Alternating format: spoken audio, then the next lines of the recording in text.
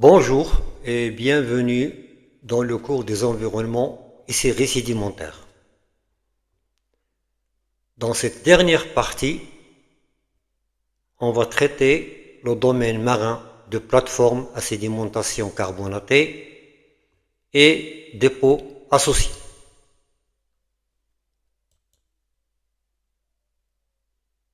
Tout d'abord, les domaines à sédimentation carbonatée marins sont différents de leur équivalent silicoclastique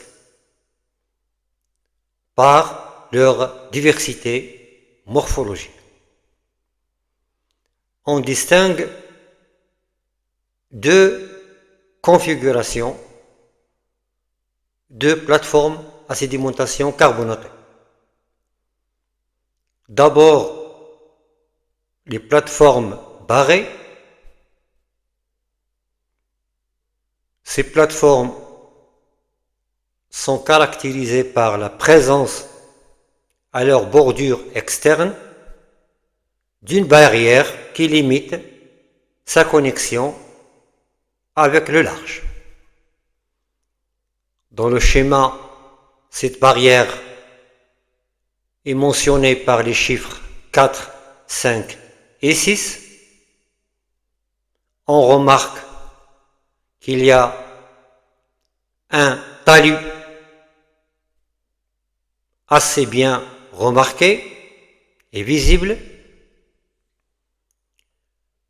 Cette barrière limite un domaine restreint ou lagunaire, le chiffre 7, et un domaine péritidal avec les chiffres 8 et 9.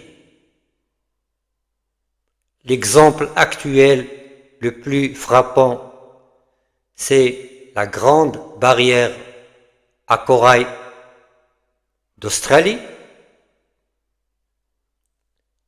On voit le continent,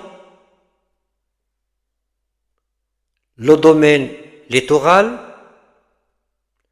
cette barrière séparée du continent par un lagon d'extension kilométrique. Au-delà de la barrière, nous avons le domaine marin profond, le large ou offshore.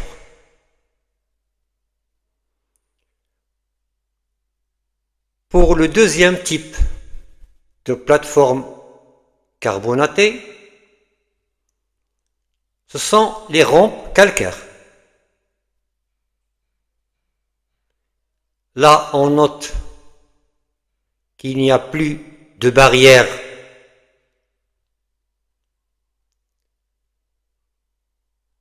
et que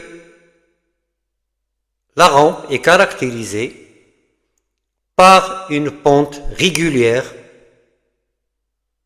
déclinant progressivement sans rupture de pente ni talus en direction du bassin. Les exemples actuels sont relativement rares par rapport aux plateformes barrées et j'ai choisi la rampe calcaire du golfe arabo-persique. Alors là, j'ai le Qatar, de l'autre côté l'Iran, et on a cette rampe calcaire avec une pente, comme je l'ai décrite, régulière.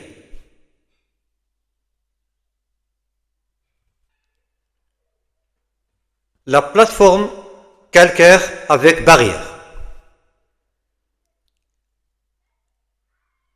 La typologie et la distribution des faciès au sein de ce type de plateforme définissent les trois domaines suivants. En allant du domaine littoral vers le large, on distingue la plateforme restreinte ou Pyritidal facies. La plateforme interne équivalente à un lagon. La marge de plateforme avec la barrière et bien sûr le talus en direction de l'offshore.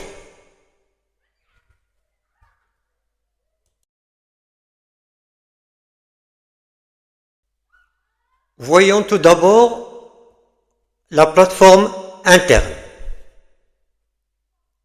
encore nommée le subtidal ou lagon, exprimé par le chiffre 7 dans le schéma. C'est un milieu à sédimentation par décantation où se dépose une vase ou une boue carbonatée. La faune et la flore y sont assez variées.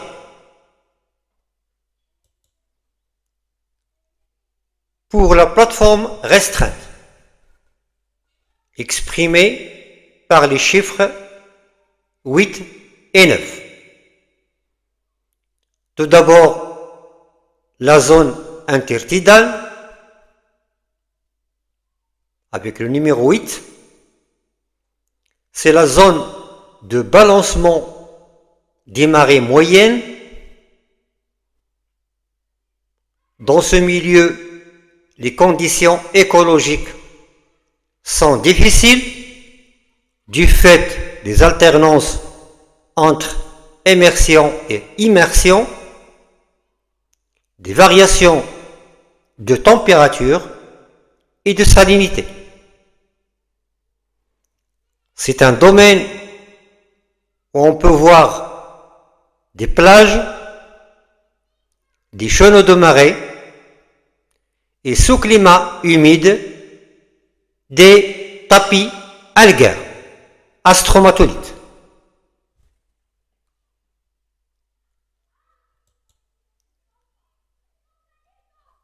Le supratidal, avec le chiffre 9. Ce milieu est atteint par les hautes marées exceptionnelles. C'est un domaine à dunes éoliennes, des marécages, des tapis algaires sous climat humide, des lagunes à tendance évaporitique, appelées également sebra littorale, et ce, sous climat aride. Dans les séries sédimentaires, les dépôts intertidaux à tapis algaires ou stromatolites et les dépôts supratidaux éventuellement à évaporites ou sebra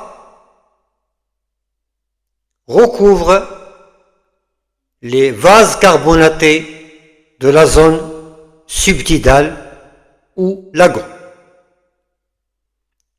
Le résultat sont des séquences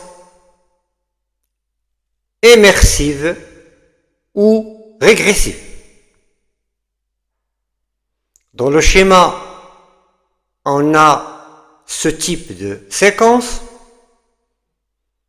On a également la subdivision marégraphique, à savoir subtidale, intertidale et supratidale. Les dépôts s'organisent de la base vers le sommet de la séquence comme suit. Tout d'abord des marnes et argilites, des dépôts carbonatés bioclastiques, grindstone et paxton. Nous avons également des calcaires lithographiques, d'Evoxstone,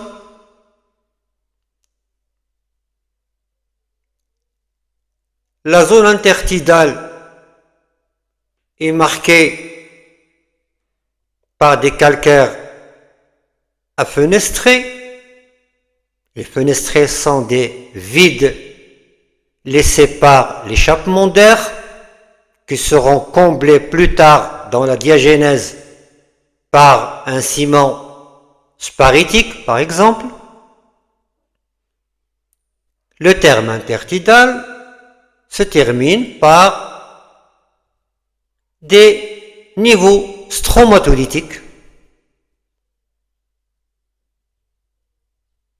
avec des cristaux de gypse pseudomorphes. La zone supratidale,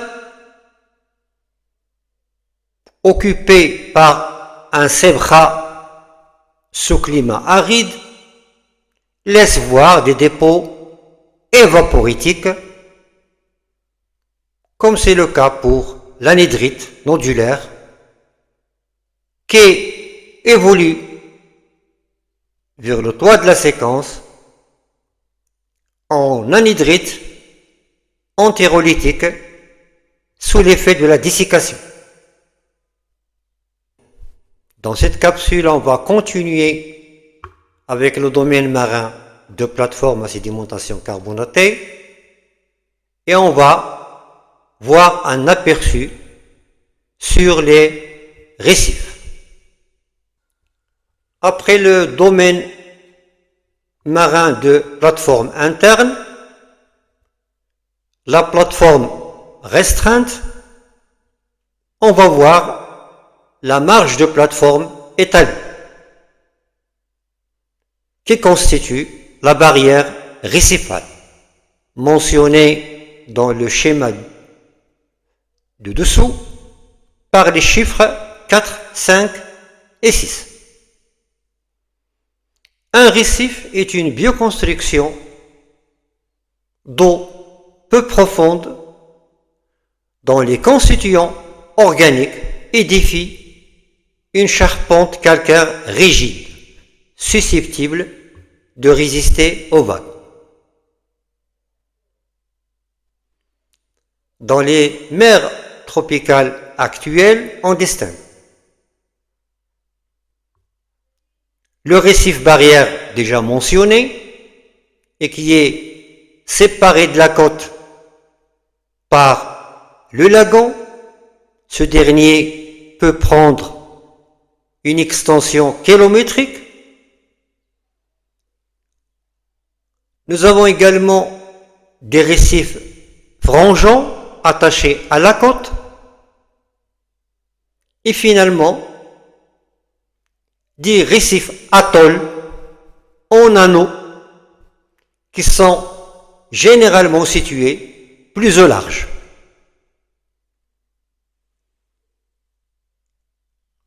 L'établissement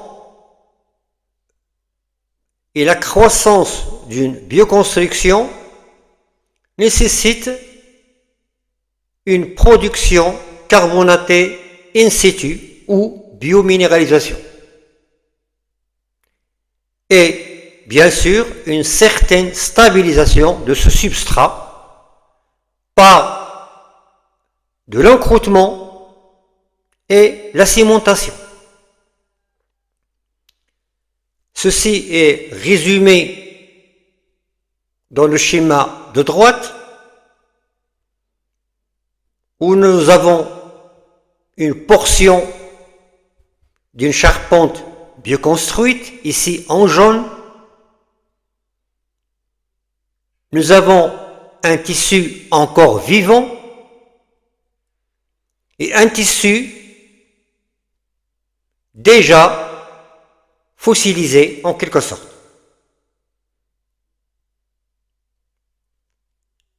Nous avons un sédiment interne causé essentiellement par la destruction de la charpente bioconstruite et par la production d'un sédiment carbonaté par les différents organismes constructeurs, le maintien de cette charpente en stabilité par les organismes encroûtants, le tout est forcé par une cimentation précoce. La morphologie d'un récif barrière actuel montre un arrière-récif ou back reef exprimé par le chiffre 6 dans le schéma. C'est la zone de transition vers la plateforme interne ou lagon. La profondeur est d'environ 1 mètre à marée basse. Les sédiments sont grossiers à l'approche du récif.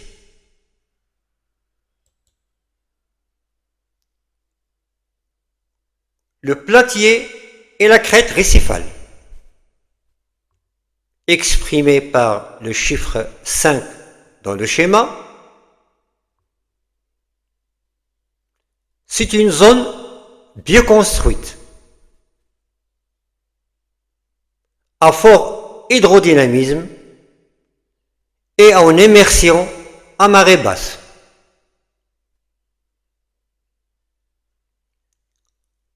En arrière de la zone de déferlement des vagues, au niveau de la crête récifale, on a des îlots éparses avec des coraux encroûtants, submassifs et digités également. Cette zone est parcourue de quelques petits sillons peu profonds et sableux.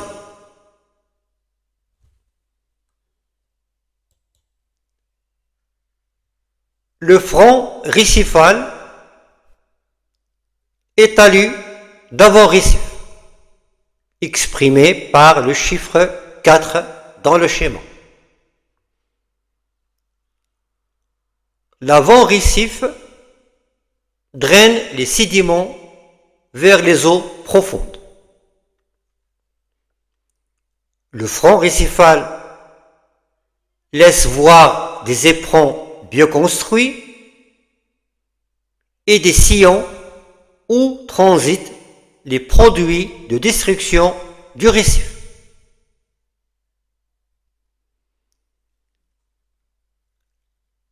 Le dépôt est influencé par la gravité, collé de débris, holistolites et autres. À la base des talus, au niveau des chiffres 2 et 3, les dépôts sont étalés sous la forme d'éventails sous-marins profonds ou turbidites calcaires. Dans la partie distale, on a des sédiments fins de bassin. Quand on examine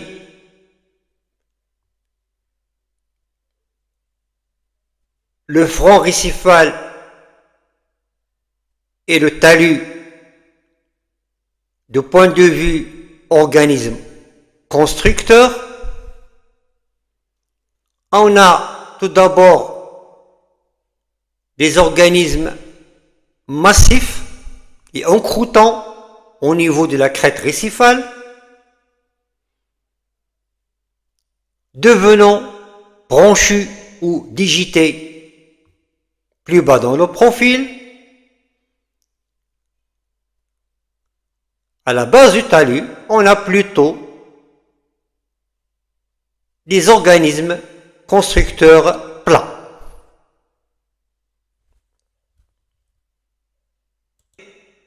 On va voir les récifs dans les séries sédimentaires. Tout d'abord, la terminologie. Les récifs fossiles sont définis de manière assez variée. Bioconstruction récifale, biohermes, monticules et pinacles récifaux, biostrom et rarement récifs barrières et atolls. Dans le schéma, nous avons un exemple de récif barrière, l'un des rares exemples d'ailleurs. Nous sommes en Australie et au Dévonien. Au centre, la partie bioconstruite ou récif, avec un aspect massif. Vers la droite, nous avons des dépôts de plateformes internes et peut-être des dépôts péritidaux stratifiés. Vers la gauche, nous avons plutôt les dépôts de talus d'avant récif, exprimés par des strates inclinées de grande échelle ou clinoformes.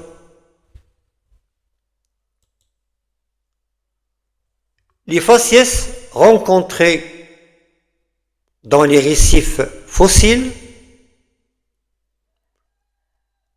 ils sont définis dans la classification d'Embray et Clovan. On a tout d'abord les dépôts autochtones avec les framestones.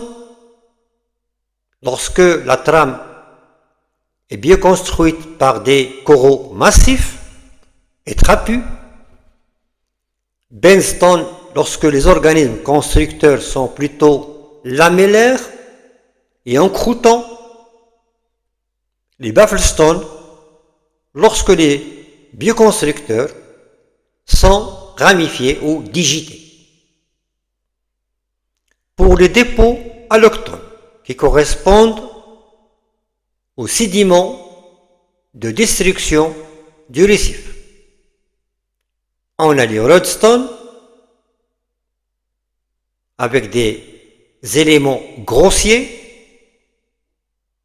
et une phase granulaire portante. Pour les floatstones, les éléments sont réduits en taille et baignent dans une matrice portante. L'organisation séquentielle des dépôts, elle est généralement régressive.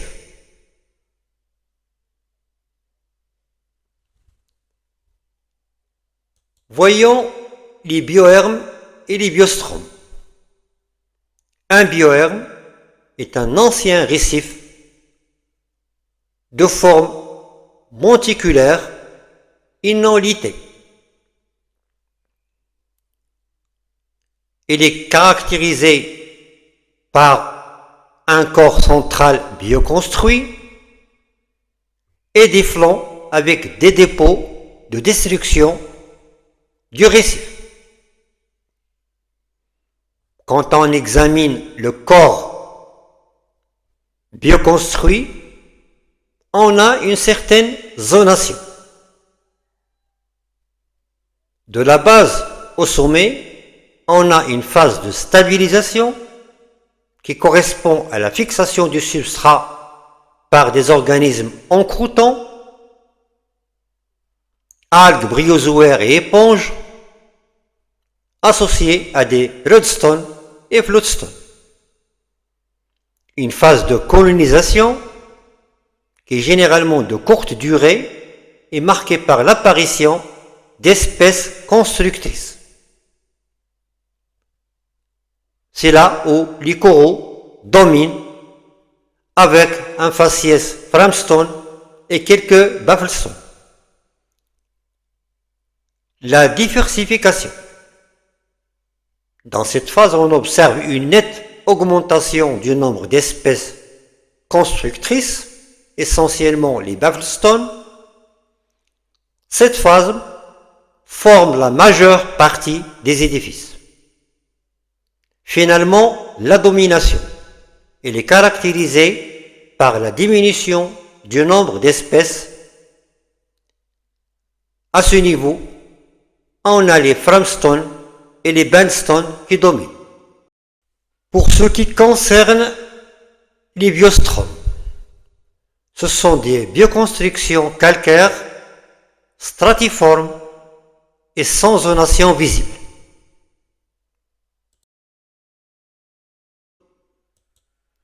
Pour terminer,